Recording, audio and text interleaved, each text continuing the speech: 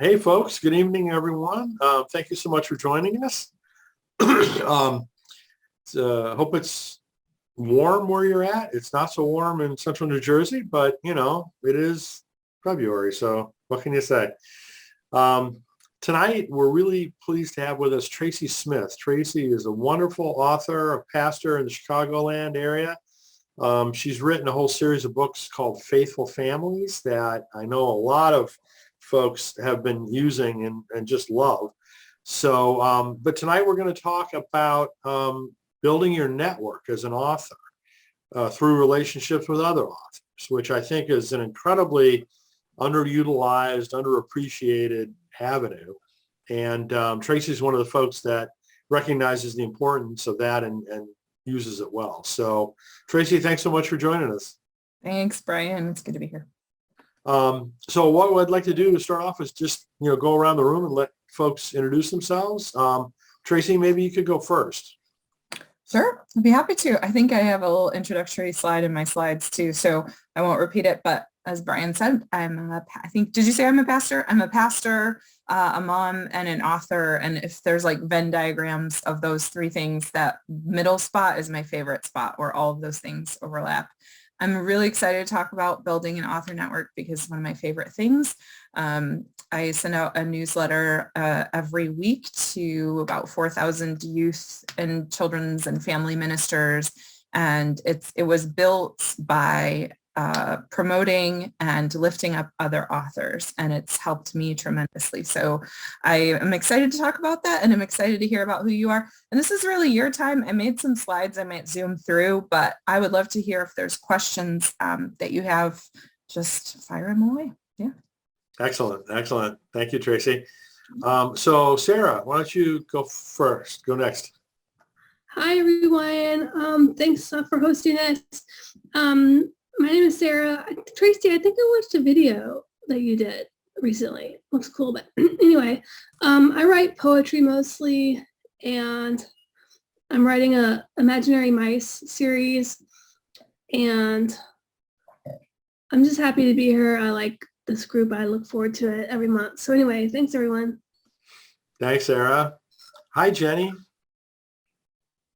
Hello, I'm Jenny Riley. I'm from Iron Station, North Carolina, which is near Charlotte. I serve as a Christian educator and have enjoyed Tracy's resources over the years, and I'm actually on her new launch team for the newest resource that she just published. And I'm also a subscriber to what she referred to earlier, so I truly have appreciated just seeing the connections and how she lifts people up, and looking forward to this time. Excellent. Jim Stout, how are you? Unmute, Jim. I'm better than I deserve. Well, I'm coming all the way from Fiji in my mind. No, that's I'm in Southern Cal, about an hour south of LA. I'm a former Pennsylvania native. I get into writing because I was a pastor for many years, and did a lot of writing, obviously, sermons and newsletters and things like that. But I guess I've got about 15 books up on Amazon, and I'm always learning. I've got about 5 more that are 90% written that I want to finish off. That's my little assignment. And I think I'd like to put someone on my what do you call them? Audiobooks. Audiobooks. So I'm just here to learn. Good. Well, thanks, Jim, and congratulations. Denise, how are you, Denise? Hey, everybody. Hey, I'm Denise. I am from Birmingham, Alabama, and I am right now working on a self-reflection, personal growth type book. And I'm here to learn. And it's cold again here. So, yeah. What do you consider cold, Denise? Okay. Well, I'm in Birmingham, Alabama. Okay. And cold here I'm like, cold as in people got on the big coats with the hoods and, you know, the really thick quilted coats really quick. Okay. It was like 39 degrees this morning.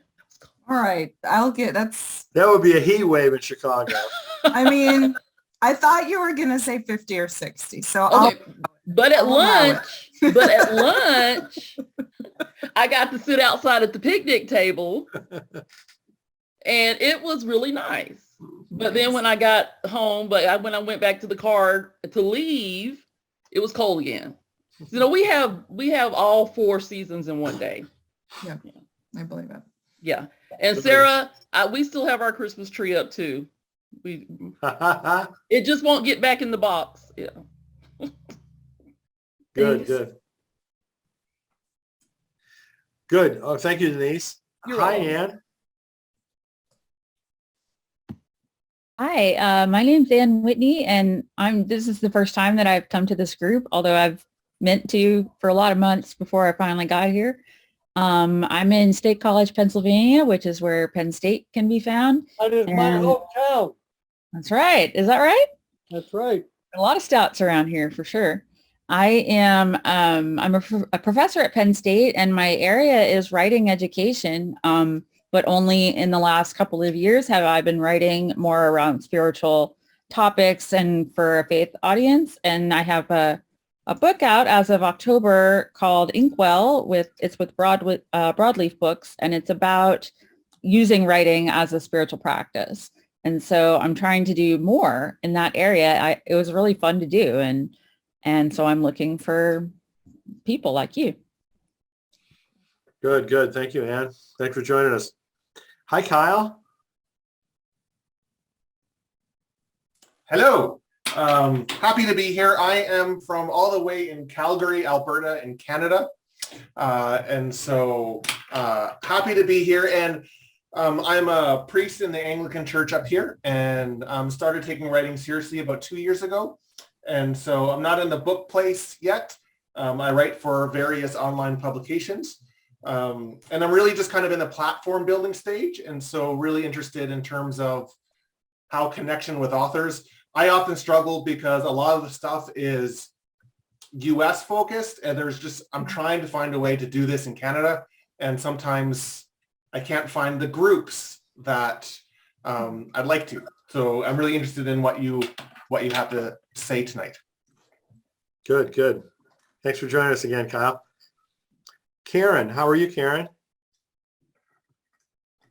Good. I'm Karen. I come from Minnesota, Minneapolis area, and it was 40 today, and we've been mostly below zero this month. So, and January was very, very cold. So it's good to have 40. And I am a Lutheran pastor, do a lot of writing and similar online and sermons, but thinking about the book as well. So more devotional. Yeah, I'm glad to be here. Thanks. Good, good. Thanks, Karen. Hi, Peggy.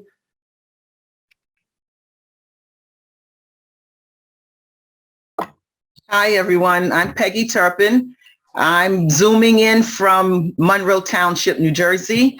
Just finished my manuscript for my first book, hopefully more to follow. And so right now I'm in the editing and all that good stuff, doing all that good stuff. And I'm on the group. I love the group. And this group has propelled me forward. So again, I have to sing my accolades to Brian, thanking him for making it possible. So that's here. I'm here to stay motivated, stay encouraged, and to learn. Thank you. Thanks so much, Peggy. Thank you. And I know Tracy Morrison is on, and you don't have to put on your camera, but would you like to unmute and introduce yourself? Sure. Good evening, everyone. Nice to see you all. I apologize for not being on camera. But hi, Tracy, another Tracy. So my name is Tracy Morrison. I am from the great city of Newark, New Jersey. So hello, Monroe. We are right up the road, if you will. And I think we were at 39 degrees today in Newark or so. I am a first year vice principal of a high school in terms of writing. Just brought out, I guess it would be my second book, but my first nonfiction book, Prayer, Talk, Listen, Obey, starting and strengthening conversations with God. And I'm also a playwright. So getting ready to do a staged reading for my new play, Preach Preacher. And I like the topic. I've been trying to get on these sessions, but sometimes being a VP has me doing work stuff late at night. So I'm glad that I could kind of shove that to the side and take a little time for me. Glad to meet you all tonight. Me too. Wonderful. Wonderful. Well, thanks everyone for joining us. Tracy Smith, do you want to take it from here? Sure. Do I have the my co-host? Can I share? Oh, let me make sure that you can do that.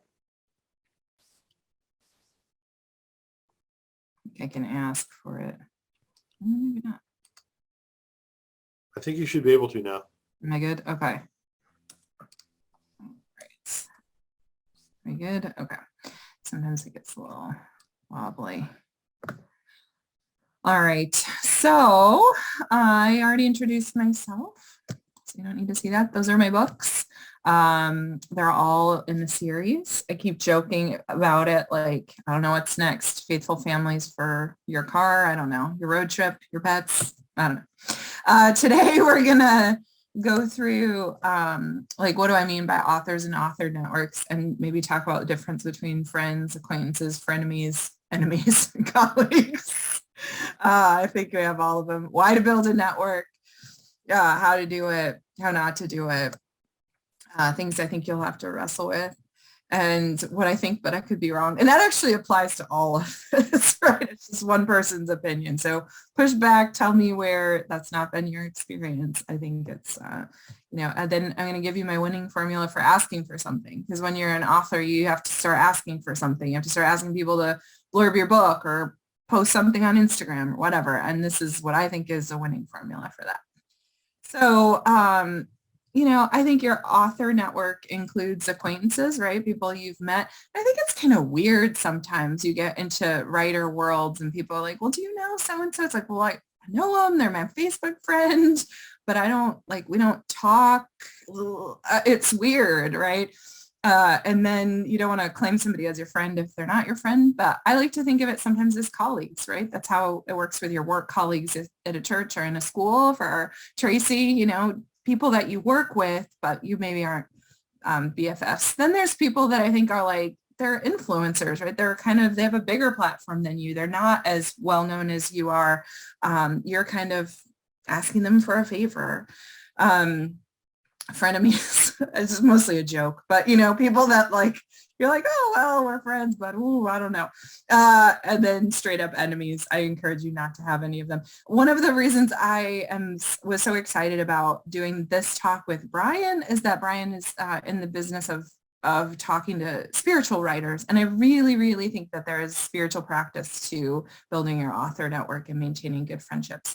And then true friends, right? And that, to me, has been one of the biggest blessings of being an author, is gaining new true friendships through this business. But I think there's some complicated aspects to it, right? Because in friendship, we want to be honest. We want to be transparent. We want to give and receive freely, not feeling like there's some sort of a weirdness and awkwardness. So I'm going to talk about all of that pretty quickly, I think, and then we can do some Q&A. So why build one? I think it's probably pretty obvious, but I really think building your network is one of the best things you can do. And I just picked some quotes that I thought were really great about this. Your corn is ripe today, mine will be so tomorrow. It's profitable for us both that I should labor with you today and that you should aid me tomorrow, right? So we're working together and helping each other when that book release time or the book launch time comes, or we lift each other up. And the secret is to gang up on the problem rather than each other, right? There's maybe some things that we can find in common with other writers, people that are writing about the same injustice that we're writing about, the same theological perspective. And we want to attack that problem together and not each other. And it's amazing what you can accomplish if you do not care who gets the credit. I think there is such a sense of competition among writers sometimes and platform and who's got what. Oof, it can be hard. And then I think practically speaking, it's just wise. The more that you promote others' work, the more that your own work will become known through their networks. But you got to be careful about being sneaky about that and quid pro quo, which I'm going to talk about. So how to do it. Practice a spiritual discipline of sending good energy to all and wishing success for your fellow authors, whether they are your friends, your frenemies, or your enemies. I mean it. Start by wishing everybody success. I think sometimes, particularly when we have somebody that's in the same genre as us, we think, oh, that person's like my competition, like they're writing in the same thing and somebody's going to either buy their book or they're going to buy my book. They're my competitor. I'm trying to do it better than them. It's actually not true at all. It's such a scarcity mindset. And if you think about you and buying books, if you care about a specific type of book, you're going to buy the book from all of the authors. You want to see them. You want to see them working together. One author giving a plug for another book is going to make that whole relationship even sweeter. So try to start. I just want to break in for a minute, Tracy, because Sure. I could not agree with what you're saying more. I've been in many other industries where competition is competition and it's very serious and there's no degree of collaboration that makes any sense whatsoever. This particular market, that is so not the case, because as you said, if two authors are writing the same area, if a person is going to buy one person's book, they're very likely to buy the other person's book. It's just, so that's one reason for authors to cooperate. Another is just the fact that, you build each other up in terms of awareness, right? So, it's a win-win situation in so many different ways. 100%. Same. Yep. And so compete with yourself only. I love this quote from Oprah. She talks about running your own race, right? If you don't take away from the other person, just run your own race, do your own thing, compete with yourself only. So find ways to naturally collaborate with other authors and writers, get to know them, share their lives, share your life and work together. You can tweet them. You could stalk them on Facebook, send them an email. Try to naturally collaborate with them, work together, share life together. Promote the things and people you genuinely want to, for whatever reason and criteria you have for that. And, I think sometimes there are different reasons, right? You promote somebody because you like their work, or you promote somebody and lift them up because you have a long history with them and they're your friend, right? But if you are promoting the work of somebody else, even somebody like 2, 3, 5, 20 steps ahead of you, eventually somebody will notice and take note of you and wonder. That's just how we are, right? It's like that whole tip when you're on a date, ask questions about the other person. And be bold in approaching the people you want to get to know. Have confidence and a polished approach, right? So just straight up emailing and cold calling. And I'll tell a quick story about this with my very first book. I had sold one copy of anything. Nobody knew my name. My very first book was published under a totally different title, kind of bombed. And I approached an author, her name is Sandy Sasso, and I looked her up on the internet and I sent her an email and said, I really love your work. I used the formula that I'm going to tell you at the very end. I used that formula and she endorsed my book. She had never met me before, didn't know me from anybody. How not to do it. Bitterly in a sense, with a sense of entitlement. You would not believe, I just was out to dinner with a number of authors last night. We're talking about this, like the number of people that email me as if I work for them saying like, please put me in your newsletter. No, nobody is going to do that. They don't owe you anything. Don't direct them. And if they don't respond, just wish them well and move on. And beware of quid pro quo, right? If you ask somebody to blurb you and they do, that doesn't mean that you have to blurb their book, and then vice versa, right? I think that can get old really quickly when people get into this type of relationship. You do me a favor, you treat my thing, now I have to treat your thing. It's just not good relationship, not good karma. Don't be a stalker. Don't be weird. Unless you are weird, in which case just own it. Just be yourself, right? Don't try to be somebody that you're not. I'm going really fast so that we can talk. Things that you'll have to wrestle with. People are people-y, right? They get busy. They, and it's really hard, I think, on the internet, right? Because we're on Facebook. So we see who is promoting who's talking to who. And sometimes we just get we read so much into it, and it's a natural thing and it's a human thing, but people are people-y. It's probably not about you if somebody doesn't write to you or respond or whatever. So somebody will ask you to do something that you don't want to do or that you can't do. And the closer your relationship is, the harder that it is. But in my experience, honesty is the best way to go with this. And it's gets to be a slippery slope of reluctant yeses, right? So better to say, I'm sorry, I can't, or I'm sorry, I won't be able to do that right now, than to, reluctantly agree and then have some sort of bitterness. And I will say, in my own experience with this, some of my closest author friends, we've just sat down and talked like friends about this. And we've said, look, we're friends. We all write a lot of things. Nobody's going to take it personally if we can't do the thing or endorse the thing or say the thing. We're not going to read into it. We have this kind of common understanding that we'll pick and choose the things that we want to do and let everything else go. And that's true friendship. That's true relationship.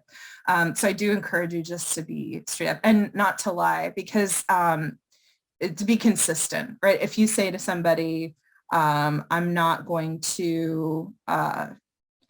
any endorsements, and then you make an exception, then the person that you said you didn't do any to is going to find that out. So just be honest. How to protect your brand and reputation, but also your relationships. This is maybe more, I'm more concerned about this one because I've built my brand on making recommendations for resources, right? So sometimes I think you have to weigh, do you how much is it worth to you? Is the relationship more important or not? We can talk more about that in a little bit. And then I don't want to go into this conversation with the whole naivete that all authors are friends and buddies and there's no danger in somebody stealing your ideas or your work. Don't worry about people stealing your ideas or your work, except for people who can't steal them and maybe would. I think I've talked about this a lot of times when I talk to writers. I really love Elizabeth Gilbert's book, Big Magic, where she talks about ideas. And I think with Christian writers, you really have to search your heart, because we spend a lot of time thinking about our ideas and putting them out there. And then if somebody puts something out similar to ours, especially after it's published, I think we have to search our heart. Is that really a proprietary idea? Did they steal my idea? Am I the only one that can write about prayer and families? Right? If I have a prayer that's in a car and it's a family time in the car and somebody writes something similar to that, did they steal my idea, or did they come up with the same idea independently? Or if they read my thing and were inspired by it and wrote something similar, do I need to get all bent out of shape about that or not? Right? So years ago, I would kind of pace around my house and feel like I was getting ripped off. People were taking my ideas. And I've heard some pretty brutal stories of people's ideas really getting hijacked.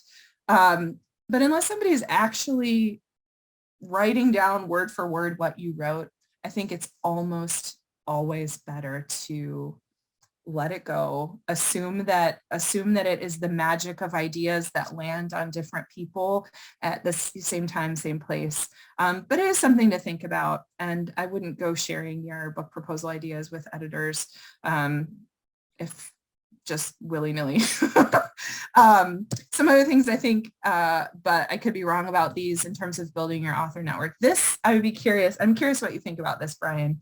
I think approaching authors directly is always the way to go, as opposed to approaching them through their assistants, their editors, their agents, whatever. You might not get to them, but I've had almost zero success reaching people through their agents, their team, whatever. I get sometimes responses back from them. And then same thing the other way. I don't blurb things that are sent to me from publishers, but I sometimes will from authors, even if I don't know them. If an author takes the opportunity to read, if they take the time to reach out, write a personalized thing to me, explain why they want me to do whatever, I'm probably going to say yes. I don't know any authors who like the whole fangirly approach. Just don't do it. It's so awkward. It sets off all sorts of alarms. Be like genuine, but don't like get all weird and be like, oh my gosh, just be cool. Just be chill, everybody. Especially if you're talking to those people, you know what I'm talking about, the really fancy ones. Everybody has imposter syndrome, insecurity, and friend drama and challenges. Like your fanciest, I think sometimes the fancier you are, the more insecure people get. So that's a reason not to get fangirly, because it actually makes them, or fanboyish, it gets them crazy. So this is my formula. Write it down. It works. So genuinely compliment the person, right? So dear Brian, I'm a huge fan of the work that you do. I've gone to second Tuesdays every week, like not like specific things. I really like how you tailor all of your workshops and offer so many things for free. It has inspired me so much over the years. I know that you're super busy and you have a lot on your plate. You might not be able to do this, but I was wondering if you would consider taking a look at my manuscript and offering an endorsement if you like it. If so, my editor needs it back in 2 weeks, needs to be 50 words, whatever, blah, blah, blah, blah, blah. Send it to me at this time. And then again, in closing, Brian, I just want you to know I'm so grateful for you. Even if you don't have the opportunity to do this, I will still watch your show and be your buddy. Thanks again. Hugs and kisses, Tracy. And then when it goes away, you got to do what you said you're going to do, which is know that they're under no obligation to write you back, and genuinely say to the universe, Brian's a busy guy. I like his work. If he writes back and does this thing, great. If not, I might approach him again. I might let it go. Like that's the way to do it. I think if it doesn't come back in your favor, it's not about you, most likely. Yeah, so that's it. This is the slide that I always end all of my talks with, and it's that same kind of idea, right? These are all of my favorites. I put my own stuff on there, but other authors and people that I love and I try to endorse. So that's me. You can find me. I own my own domain name now, tracysmith.com. That's a long story, but yay. And you can sign up for my email list if you're interested. It's faith and family mostly. So if that's not your game, probably won't be interested, but reach out. I'd love to talk more, and maybe we can just have some chatty chat about all this. Good. Well, that was a fast run through, Tracy, but incredibly valuable information. So before I start chiming in and pummeling Tracy with questions, what do the rest of you folks want to ask her? Don't be shy. Don't be shy. That's why we're here. It's a discussion group.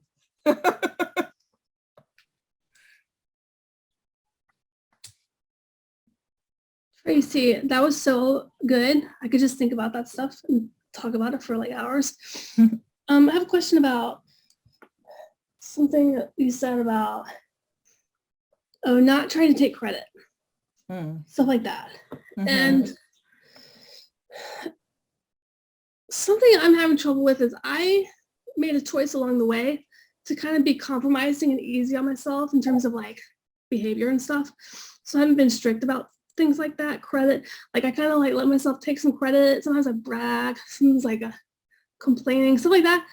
And I feel like it's not like honest for the whole writing process to do that. And then for marketing to present it like to uphold a different standard and act like I was stricter the whole time. It's just like, I feel like I couldn't have written the books with a stricter behavior standard. And then it's like, if I kind of like later on adopt that standard, even genuinely, I feel like people will think, oh, it's possible to be like that good of a person or something. Do you know what I mean? It's like, Maybe. Yeah, I'm not sure. So Sarah, when you say taking credit, I'm not sure I'm clear what you mean. like along the way, not overall, you know, but like along the way, taking compliments and stuff. Hmm. And when people say, "Oh, that's a funny poem," to kind of like feel good about it and not be like, "Oh, well, God wrote it" or whatever. I feel like I indulged a little in a human way. Like I let myself be peoply, and for me to switch up, it seems like it could be good to, you know, try to grow and do the best I can. But it also seems like later on, if people think that I could have written like this normal, like the stuff I wrote and been like, I just know other Christians who've been stricter people, like they've been better about that stuff. And I have always thought they can't do what I'm doing, that it's a different calling. So anyway, it's just a thought about that kind of thing. I mean, there's so many of these lines to draw that are really nuanced, and you know, everybody, I feel, you know, has to figure out what is comfortable for themselves and make mistakes. I certainly know I have, you know, already since I've been in this space about what to do, what not to do, what to say, what not to say. You know, it's just a feeling out process. Tracy, what do you think? I think so. I think so too. I mean, I think, you know, there's one of my favorite phrases just in ministry in general is that death makes a good doctor, right? You learn what not to do. You learn what to do by maybe making a mistake. And I think, you know, I think people are different. Some people are very sensitive. Some people feel things very deeply. I think no matter where you are on that scale of super sensitive or thick skinned, I think all of us, you know, it's hard to put yourself out there and ask somebody for something, or, you know, especially somebody that you really admire and you really respect their work. You really hope, and then you think, oh gosh, what happened? And then when if and when you find yourself on the other side of that, it's really hard. And I think sometimes people get into a space where they're like, oh, I helped, you know, this person doesn't remember what it's like. You know, they're all fancy, they're on their yachts and eating, you know, doing all this thing, and they don't remember what it's like. And I think that's probably not, it's probably not true. It's just a sheer volume issue. At a certain point, they just cannot do all of those things anymore. Thanks. So Jim, did you have a question? Maybe a question and a comment. One is the old saying, a rising tide lifts all ships. Yeah. And I've never had a marketing course in my life, even though my dad and brother taught at Penn State in economics. I've never had anything even related to that. But if you have one restaurant or one gas station on a corner, and you build a second one and a third one, all four benefit.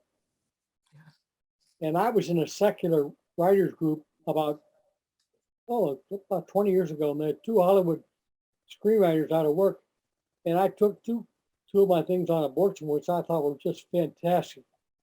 And by the time they got done with it, it looked like somebody slaughtered a chicken and dropped its blood all over my manuscript. But I learned more from them than I've learned more from my editors. That's one comment. You can really learn from each other. And second comment is, for my first book, I shot for the moon, and I went for some big names. And I struck out on some, but I really came up with some other ones. And I didn't know any of them. Mm-hmm. So you have to be thick-skinned a little bit. Mm-hmm. And sometimes authors can be very confident, but I've had several authors that I think they're kind of jealous. Mm-hmm. Just kind of put you down. So you just, you know, I guess that comes with the turf. Yeah, or just I think to recognize your own envy and jealousy and just own it, right? Yeah, let it go. Say, wow, that would be nice. Like, I wish that were me. So I'm wondering, what does this look like, I guess, in an ongoing thing, like when you're reaching out to authors, right? Like it's one thing to say, hey, promote my book. That's kind of like a one-off kind of, like I'm not gonna promote your book every year, right? As I'm not there, so I don't know. Maybe they do. But, like, so in terms of, is this about, seeking guest bloggers, or like, what does it kind of practically look like in some sense, I guess? Well, for me, I thought it was interesting, Kyle, you were talking about being in Canada, right? And I know I have some author friends that are that live in Canada, right? And we're friends have never met, and another friend who lives in Taiwan, so really you're not limited by your geography, right? Because look at what we're doing right now. Sure. Yeah. So for me, I really think it is about genuine curiosity and friendship, right? And so I will email somebody, and I have a whole list right now of people that are on my kind of list of people I'd like to get to know. And so I'll email sometimes and say like, hey, we both write about this. We both talk about this. We're both interested in this. Would you be interested in Zoom coffee? Right? Like, okay, sure. And so like, how about an hour? Sometimes they're like, oh yes. Very rarely do they say write back and say, no, don't ever contact me again. So like crickets, right? Nothing, but it's like, and so then, just like, so what are you working on? What are you doing? What, and tell me about your project. Tell me about what, and then we start talking about, so that thing about, attacking the problem and not each other. Right. So I'm very passionate about certain things in publishing, right? Like inclusive language for kids and substitutionary atonement, how we talk about that with kids. And so I try to find people that are also writing about it and talking about it. And then we sort of like talk shop and whatever. And then it's like anything else, some people you click with, some people you don't. And then out of that relationship sometimes is born collaboration or cross or whatever. And sometimes it's like a colleague thing, and then sometimes it's like a friendship thing, right? Let me just add on to that a little bit. I totally agree with what Tracy's saying, but there's another little flavor. To the extent that you can first approach someone with an ask or an offer that helps them, that is the best way to start a relationship. So don't go asking someone out of the box, never talked to them before, hey, could you promote my book or whatever, right? You want to do something that's going to help them. So for instance, I don't know why I never thought of this earlier, but when the pandemic started, I started doing book launch interviews with authors when they were coming out with a new book. That's right at the time when they're looking for people to do interviews about their book with, right? So it has allowed me now to establish relationships with people that I never would have been able to get to otherwise, right? Because the timing was perfect. Their need was there. I had an avenue, an outfit, a platform, actually a set of platforms that, are avenues to communicate their work. So that is, so now what's happened since then is that many of those folks that I initially launched the relationship in that way, I went back to them and I said, okay, hey, I really love, when we had a chance to talk, I think we hit off well together. I think we see the world a lot of the same ways. I'm doing this. Would you like to participate in it? And this could be, like the Compassionate Christianity, Voices Today and Tomorrow webinar series that I just completed. Or maybe it's, would you like to write a chapter on how to heal our divides, book 2? Or maybe it's, would you like to speak at one of my conferences or whatever, right? And the crazy part about it is that I don't have any idea that some of those things would even exist when I first built a relationship with that person. There's this thing in business called opportunity cost or opportunity, leverage, that you don't even know in advance how a relationship could potentially be a win-win in more ways than what it is initially. So again, my piece of advice is like when you are approaching someone, especially someone who's maybe a little bit more advanced, published books more than you have or whatever. The first thing to do if you can is figure out a way to offer them something. And then later on, we all want what's in it for me. Yeah, I mean, it's just a natural, but even from a less, what would I say, selfish perspective, everyone is busy as all get out, right? I mean, whether it's Tracy or, all the other authors that I work with and myself, we're every day approached with opportunities for X, Y, and Z, right? And there's only so many hours in the day. And especially like in Tracy's case and many of the other authors, they got a pretty significant day job, right? That eats up an awful lot of their time, attention, their energy, their focus, right? And so whether that's the case or not, everyone's got a limited amount of time. So you cannot say yes to everything. You have to make decisions and prioritizations, right? And, what drives those prioritizations is a variety of factors for everyone that are different for everyone. Tracy, what do you think? I agree mostly. I think there's a floor and a ceiling to what you're saying. I think. Oh yeah, absolutely. Somebody that's like super fancy, I think might actually be insulting to be like, I would like to promote you. It's like, okay, but I think that the same sort of principle applies. Like even if what you're asking, even if what you're you have to offer is a genuine compliment of their work, right? If like that will get you so far. If you just start out by talking about what the person has meant or done for you, I think that's just a really, really great way to start. And then I also think like, right, you as long as you're not thinking like, well, I'm going to offer this thing and then my immediate follow-up is going to be to ask something back, right? Because I think you can see through that a little bit if it does feel a little. And I have had that, and maybe not so as much with authors, but I have had that with like certain businesses or brands that have approached me and then offered to put something like in, like asked for a coupon code or something wacky. And then I'm like, wow, this is really cool. Like they want to do, and then immediately, like 1 week later, they're like, dear Tracy, would you be willing to like on your thing? And then you're like, oh man, like that's why you did this thing 2 weeks ago was because you were planning now to come back for like, and that feels yucky and feels sleazy. Yeah. It feels like a setup.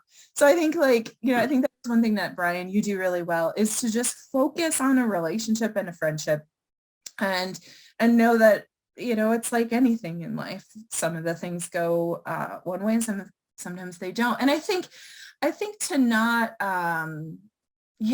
it can be hard because it can feel a little, sometimes you can feel like there's a club that you're not a part of, or there's a table in high school that you don't get to and I have felt that like, well, what does it take to sit at that table? And I've let that go because it's not about that. It's about some genuine friendships. And I have my own friends too, right? So these other people, maybe they can be my colleagues or my acquaintances, but maybe they have enough friends, right? They're not looking for more friends. And so it's okay. It doesn't mean that I'm not going to be successful in my work, right? You don't need, the people, right? You don't need that person to endorse your book in order to have a successful, happy career, right? Like, and so I think people think like, oh man, if I mess it up with that one fancy lady, if that one guy that's like super cool, then I'm not going to get in. And that's not how it works at all, right? So I want to follow up on one of the things that Tracy mentions is a very important point, which is kind of the question of how high do you shoot or how low do you shoot? So in terms of building these partnerships. And she's absolutely right. You don't want to shoot too high. You don't want to be unrealistic in your expectations of, who you can like have a collaborative relationship with. So in my case, there's all kinds of people that I don't even bother trying to approach because I know that, Oprah. It doesn't make, well, way below. I mean, you're not emailing Oprah. Yeah. So my suggestion is to start with people that are really relatively close to the place where you are. You know, get a practice, right? I mean, you know, it's like, and build a network of peers, you know, and to help each other out and do things together. And then, you know, gradually start, you know, ratcheting up and being maybe a little bit more aggressive or you know, aspirational, and, you know, see how it goes. Does that make sense, Tracy? I think that's good advice. I liked the advice of like to always shoot a few steps ahead, people who are like where you'd like to be in a few years. I think, and I also think that it does not hurt to try and reach people that you think have a really huge reach. It doesn't hurt, but in my experience, then you start often you don't actually get the person. You get their team, their agent, their editor, whatever. And do you agree with that, Brian? Like, do you have luck getting people through their agents? You maybe do, but I do not, unless I actually know the agent, right? Like, I don't have great luck getting like to the 500,000 plus follower people. Well, I mean, again, this is all, it varies, right, all over the place. There are some people that I try to reach that I intentionally go to their editor or the agent, if that's somebody who I already have a good relationship with. Yeah. You know, because if I don't know the other person at all, you know, for me to cold call them would be a waste of time. Yeah. Whereas if I go to someone who trusts me and knows me and ask them, that, not always, but most of the time works. Yeah. But I don't know if that's exactly what you're referring to. Yeah, no, I think that's true. I mean, and I also have had, if I have a relationship with an editor, I've had people say too, it's good when you have the type of friendships where people can be honest. Like there was an author who was like, ooh, if I was on that person's blog, like that would be amazing. And so I did know her editor or somebody that, and he was like, I don't think that's a good fit for you. I don't think you should do it. And I think it could be bad for your brand. Right. And I was like, like that's really interesting. And I thought, yeah, I think he's right.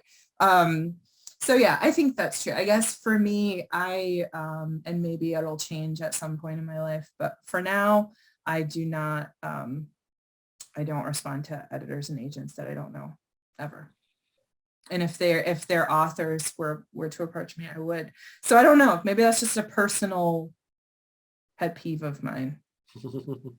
I don't know. All right. So I think Tracy Morrison had her hand up first. Tracy?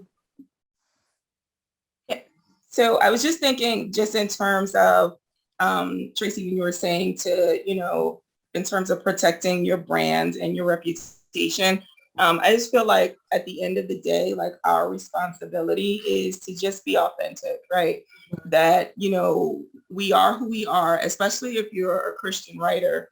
This is who God has created you to be. And Sarah, I'm not sure if this is what you were getting at when you were talking about, like when ideas come to you, and whether or not other people, you know what I mean, if they're thinking it, right? Is that what you were getting at?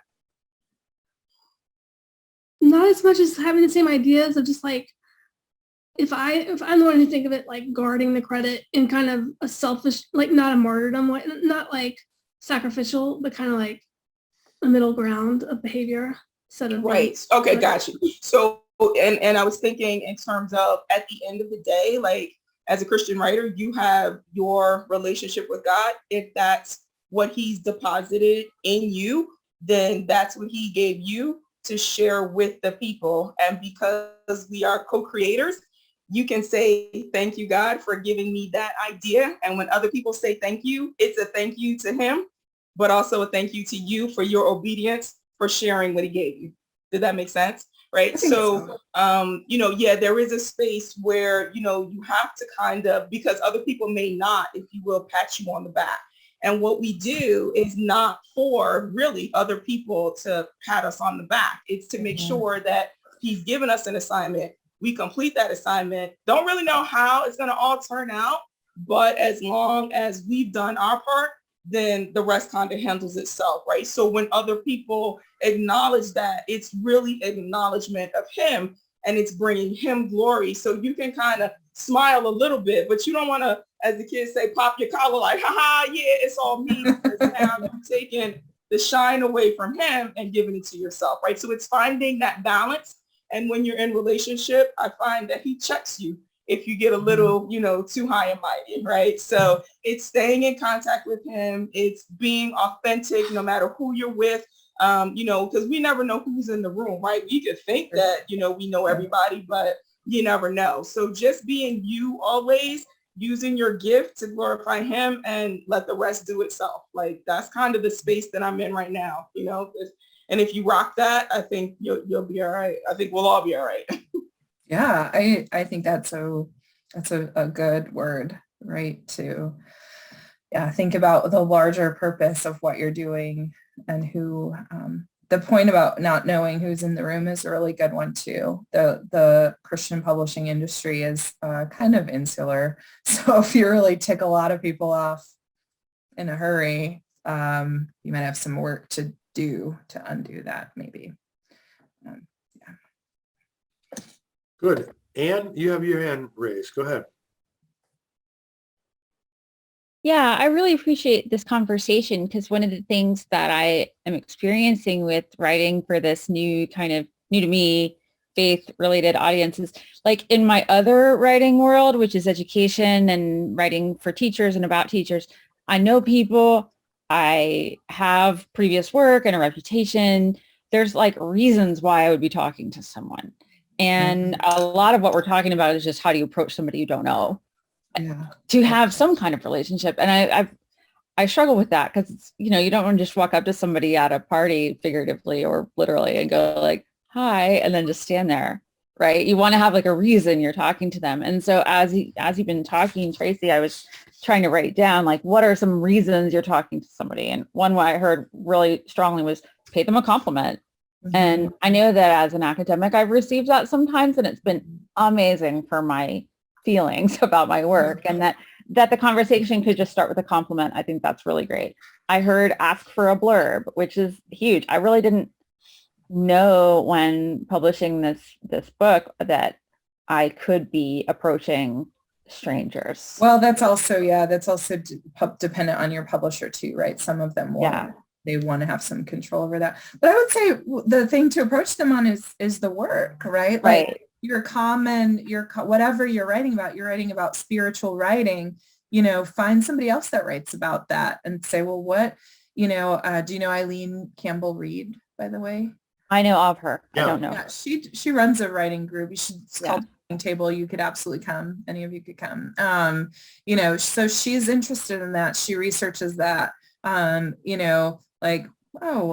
She's super busy, so I don't know if she'd be able to have like a one-on-one conversation, but you read the stuff and you say, oh, well, we both write about this or whatever. And I think when you're first starting out, I mean, if you can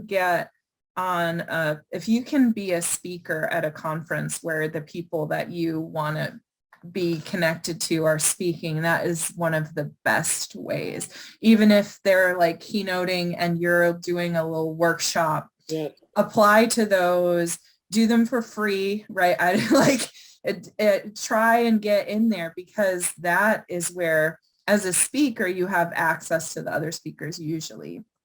I've really noticed that during COVID, because I still do conferences, but there's not that opportunity to go as another speaker and sit in on somebody else's talk, then approach them afterwards and say like, oh, I'm here doing a workshop or whatever. They see you, they saw your name, they know you.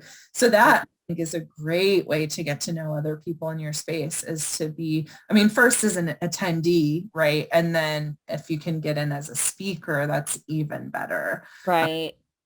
And like adding to that list, so one thing I wrote down was, I use this a lot and it's been really useful. I'm using your book in my Sunday school class, or in my case, in my teaching, or in, this club I'm in or whatever. I think that's been a great way to have a conversation and to make an author friend. And I'm trying to think about what else goes on that list. Like, I'm not Brian. I don't host a conference. I don't have a podcast already that somebody would want to be on. Can we brainstorm some more of those kinds of ideas? Because I think it's nice to have a concrete thing to be engaging about, That's the key, and I talk about this in the Business of Being a Spiritual Writer class I did. One of the most important aspects of this entire endeavor is your area of focus, and identifying that and focusing on that. So maybe, like there's some people that focus on trauma recovery or grief or Sabbath or 27,000 other different niches, within, the whole spiritual writing arena. Once you've established your niche and you find out who the other people are who are playing in that niche, interview them, establish relationships with them. Because, it's like Tracy was saying, she made or helped build her reputation by making recommendations of other people's stuff. Right? Whatever area that you're playing in, you can do that. You can become the go-to person as the repository for X, whatever X is. And then it's just a natural approach, when you're trying to reach out to somebody. Say, hey, I've got a platform, I've got a business, whatever you want to call it, that's focused on X. And I really like the work that you've been doing in X. I'd love to talk with you more about it and help you share your work to my audience. Yeah, I mean, I think this is another conversation, but how to build an email list is like a thing that I could talk about. I think that's the best. Kyle, you're talking about building a platform. I mean, everybody says this, but it's very true. In my experience, it's very true. I have about 4,000 subscribers on my email list. I don't know the exact conversion to like Twitter followers or whatever, but I guarantee you that it's much more powerful than like a Twitter following that's quadruple that. I have like 800 Facebook followers or something, right? Like that doesn't matter. And that was advice that I got very early on, and it's actually paid money. Totally right? agree. Totally agree. Build your email list authentically. Don't buy followers, whatever, but start with 200, whatever. And that's a way, I think, and you could, if you have your website, everybody can have a website. You could, if your thing is spiritual writing, you could say to another writer that you admire, you could spend some time with their book, do an honest review of it, make sure it looks nice and it's been edited, and then email the person and say, hey, I like your work. I wrote a review of your book and I put it on my website. Here it is. Thanks. Don't ask them to tweet it, but they probably will. They possibly will. If they're smart, they will. Like if it's well written, it looks good. It's like, oh, well, look at this. Just a quick little Instagram post or whatever. It's, and they tag you on it, and then you're that, farther along. Thank you for that. I really appreciate that, because I've definitely, heard some of the advice around build a platform, but to me, it's always been like, well, what am I saying? I don't want to have a platform, just have a platform. No. I want to have a thing that I do, and then that it is available. Does that make sense?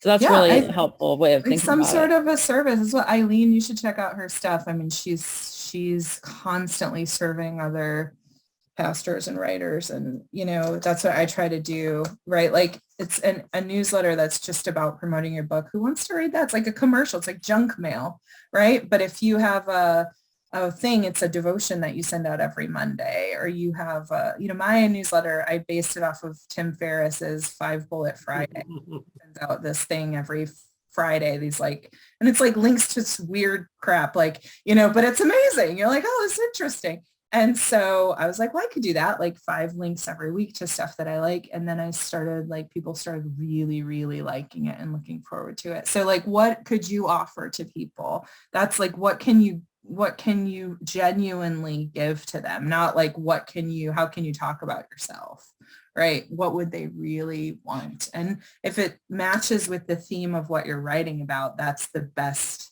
synergy, right? You don't want to be like giving fashion recommendations. That's not going to match.